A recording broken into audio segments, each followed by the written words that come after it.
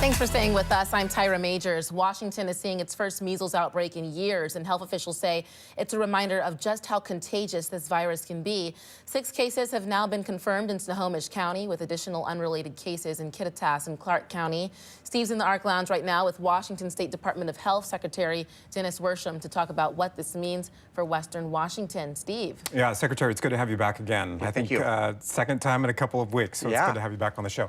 How big of a deal is this? I mean, how concerned should people at home be about what we're seeing in some of these counties right now with measles? Yeah, as you know, just shared, we've got about 8 cases here in Washington. We have an outbreak in Snohomish County. It's our first outbreak since 2023. Okay. And, you know, what I'm more concerned about is that we're seeing a huge outbreak across the country.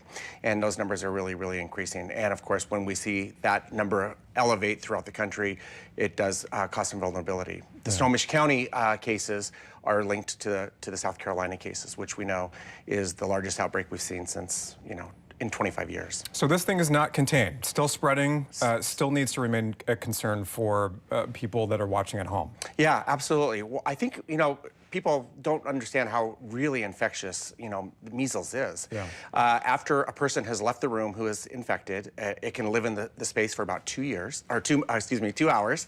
And within that 2-hour time frame, if you're unvaccinated, 90% chance you're going to become infected.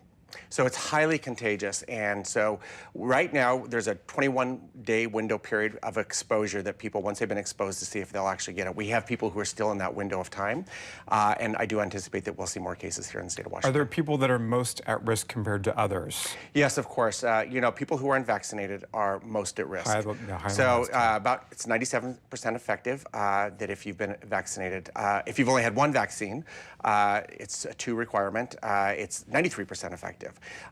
We're concerned about people who are under a year because your first vaccine happens at year 1 and your second vaccine happens around 4 to 5, 6 years of age. Okay. And do we think, I mean, it's probably hard to predict, but given how rapidly this is spreading, you know, particularly in areas like Snohomish County, for example, we don't know how many more cases this could expand to over the coming weeks and months. It's just the unknown, I guess, at this point. Right, it's unknown. So when public health is working and working its best, we contact every person who's been exposed. We've put now a map on our interactive map within our Department of Health where you can see where people have been and traveled who actually have been infected so that we can isolate and quarantine people if they've not been vaccinated so that we're not spreading it through daycares or schools or other public places. And I think a lot of people don't, at home that are watching, probably don't understand the State Department of Health's role in addressing this compared to maybe like a local health department or district. How do you work in partnership with some of the health leaders on the county or local level? Yeah, absolutely. Good question. So we are, you know, a unified system. Although you have local responsibility with your health officers,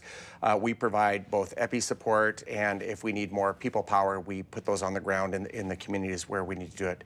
We work with the medical community. We do medical alerts so people can start seeing if people are showing up with high temperatures, rashes, that we know that we're having an outbreak within a particular community. So we work as a system. We put it up on our dashboards. We work with the people on the ground and the medical communities to interrupt that transmission. One of the folks that I worry about or think about is, you know, parents that might have some kids that are sending their kids off to school or daycare or that sort of thing. Should they be worried about maybe taking some extra measures to protect themselves or their kids? Yeah, I think, you know, as I mentioned, 97% effective if you've been vaccinated. So those people who have vaccinated kids don't need to worry. Okay.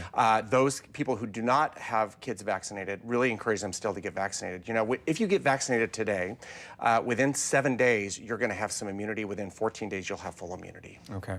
The one thing, and I know that we've stressed this a number of times since you've come on the show, is the hesitancy that a lot of people have still to this day over the use of vaccines or getting vaccines. Obviously, the COVID-19 pandemic played a big role in raising some of those concerns for folks. Talk to us about the efficacy of the vaccines in this example, or just generally overall. Your message to folks who might be a little bit hesitant to roll up their sleeve. Yeah, I really want to emphasize nothing has changed in the science. There has been some confusion by our federal government at this particular point, but the science has not changed. It's strong, it's safe, it's effective. We know that. If people have doubts, they can talk to us at Public Health. If we're not the trusted voice, they should go to their medical providers and have these conversations.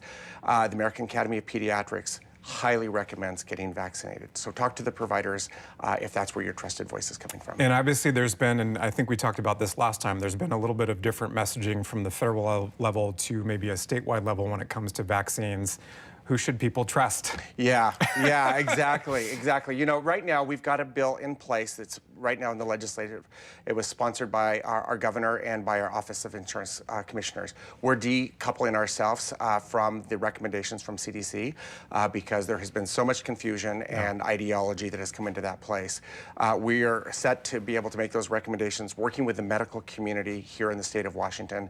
And if this bill passes, we'll be reliant on that as our trusted voice within this community. All right, well, watch that as it goes through the legislature. Anything else you want to pass along while you're here? No, it's good to see you. Good to see you too. It's get vaccinated. You know, we're still in a very high flu season right now. It's not only measles that are out there that are vaccine preventable.